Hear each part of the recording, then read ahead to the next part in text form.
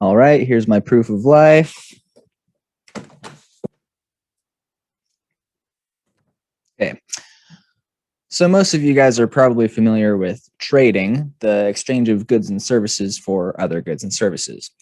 Today, I'm here to tell you about trades as an occupation, mainly a job that would require specialized skills, certifications, and usually incorporate some form of manual labor.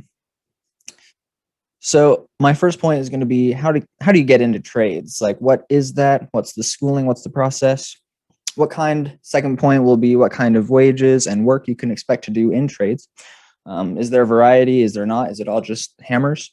And my third point will be opportunities after you're in the trades. Like, what's the highest level of trading that you can get to? And what kind of things can you do with that? So step one is going to be trade school. This is usually pretty approachable. It's only a 2-year program for most trades to just get you in the door, right? Trades are really about the skills that you have. So trade school is just there to introduce you and then allow you to build more skills once you've graduated and are on the job. Community colleges like CWR, like CWI are actually a great way to get into trade school. There's many programs here at CWI that are considered trades, such as the machining program, the welding program, auto body, stuff like that. Like I said, it's usually very affordable. It's often cheaper than a similar length degree at a standard university. And there's lots of help along the way. People in trades need more people to come into trades. And so they're really willing to offer you a job and pay for your schooling along the way if you're going to show interest. One route that you could take is even joining a union. Unions will pay for your schooling and guarantee you a position for a certain number of years just to make sure that they have skilled workers working for them. So trades are easy to get into, and they pretty much guarantee you a job right out of school, which is awesome. So second point, now that you know how to get into trades, what can you expect to do, and are you going to get paid for it? So there are lots of different types of trades. I was looking on the ASVAB, basically the military's test to see what kind of jobs you're qualified for. And under specialized trades, they have a few different categories, some of which might surprise you. Agriculture is one of them. So farm and ranch managers, animal husbandry, and forest conservation and forestry. Construction is the big one that we were all thinking of, right? Basically just hammers and hitting stuff, although it's a lot more complicated than that. There's welding and machining also incorporated into that.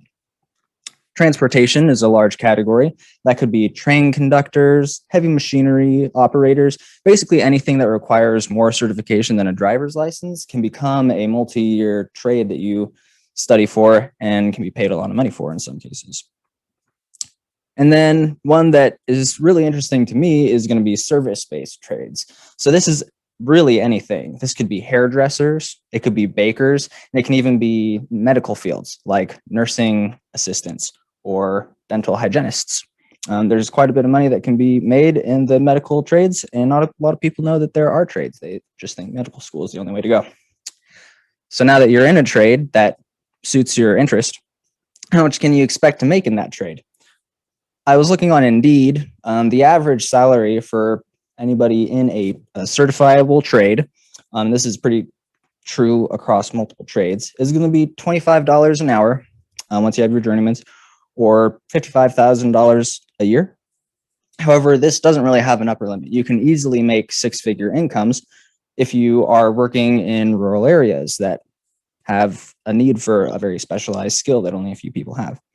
So the upper limit is really up to you. What skills are you going to build in your trade, and are those skills highly marketable to people with a niche need? The third point is, what can you do with a career in trades?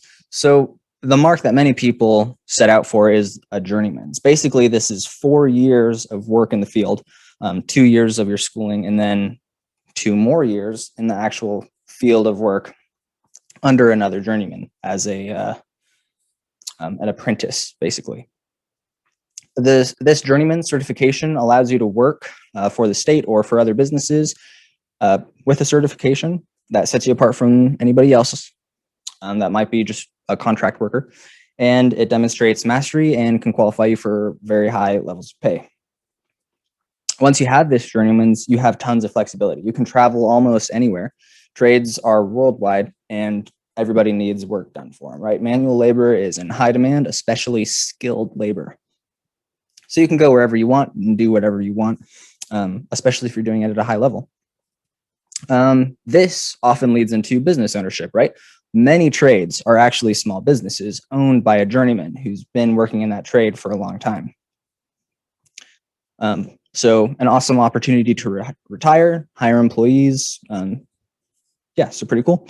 And you can train an apprentice. If you always thought that you liked teaching, maybe you can go into a trade, get very good at it, have a skill that's marketable, and pass it on to the next generation, right? You can often train apprentices one-on-one, which is not something that any professor will have with their students in college. It is a very unique opportunity.